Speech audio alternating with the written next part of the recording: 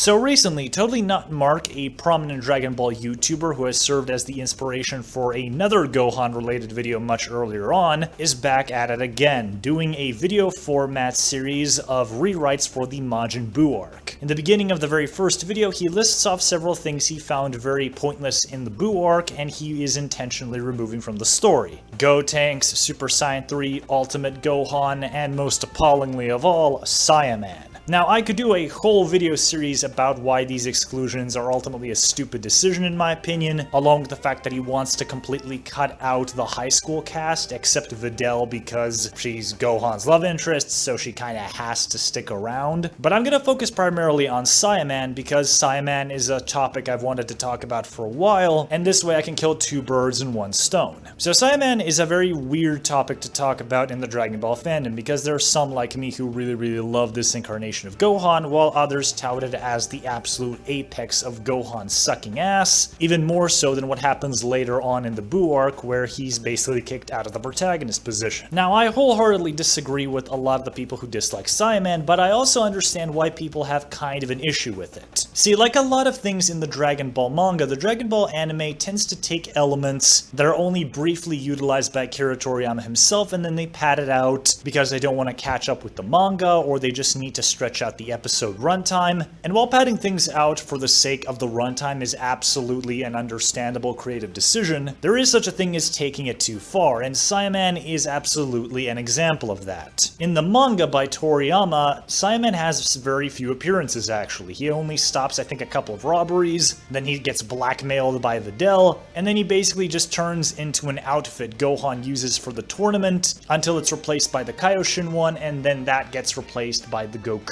one. And I think that Toriyama understood that because of the perception he kind of built around Dragon Ball and him generally being kind of savvy to his own audience in a lot of ways, he knew that Saiyaman would ultimately be good for a very small stint. He would be cool as this little introductionary bit, it would serve as a nice little contrast to Gohan's newly found high school life, it would give the character something unique all to himself, but ultimately, it would just be a very small distraction in the bigger story that was to come. And that's the problem of the animated version, where they take this small distraction, this cool little detail more or less, and then they stretch it out into a whole series of episodes, and they manage to bore a lot of the audience and sour them on the Saiyaman concept. Now, I myself think that Toriyama could have absolutely done at least a supervillain type story with Saiyaman, because I think he has the comedic and of course even the dramatic chops to pull something like that off, and I absolutely do want to see a kind of Lex Luthor piss take as the nemesis to Saiyaman. But sadly, due to Toriyama not wanting to be overly involved with this kind of stuff past giving some story ideas and half-assed scripts, seeing a supervillain to Saiyaman storyline written and drawn by Toriyama is probably never going to happen, sadly. Although it is very funny that the closest thing Saiyaman has to like a supervillain is technically Videl, because not only does she figure out his secret identity, but she uses it to blackmail him. And I don't know if that was intentional because he thought having Saiyaman's first, last, and only supervillain quote-unquote be his future girlfriend slash wife was funny.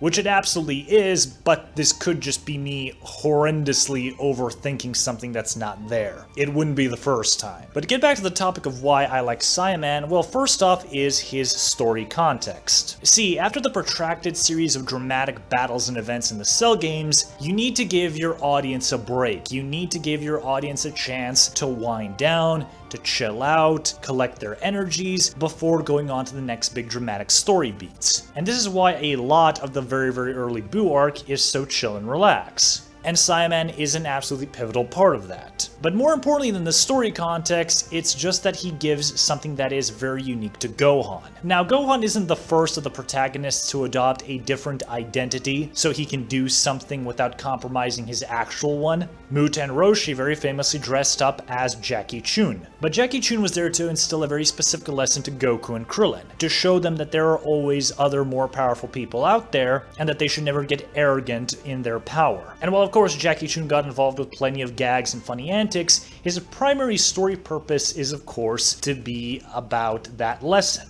God and Yajirobe in the 23rd Budokai Tenkaichi, they also dressed up or adopted different identities so that they wouldn't be recognized by other characters. Kami's was of course the more dramatic role, while Yajirobe's was the very much the funny one. But the idea of a Dragon Ball protagonist creating a completely separate identity from himself so he can go out and be a superhero is something that's not frequently done. And in fact, a Dragon Ball protagonist trying to be something like a superhero is very unique to Gohan himself. Because contrary to popular belief, the Dragon Ball main characters are not superheroes. They're a bunch of selfish jerk martial artists to varying degrees who just happen to save the world as a happy accident of their desire for self-improvement in combat. Gohan, however, is not like that, at least when he's actually himself. He's a dude who enjoys studying and stuff, but he also likes to help people, as a superhero would, so it makes sense that he would adopt a superhero identity. In fact, Toriyama even has him stop a bank robbery as a super saiyan to sort of alter his appearance and identity, just to set up the fact that Gohan does want to help people in a more conventional superhero fashion. And it's also just kind of funny to see this kind of earnest, boring guy have this really mega silly secret side to himself that he chooses to express in his superhero profession. So yeah, those are the reasons why I like Saiyaman, specifically in the context of the Buu arc. He contributes to the more relaxed nature of the early story to help the audience wind down, and he serves as the expression of something that is fundamentally very unique to Gohan himself, and I think that last point by itself should validate his existence.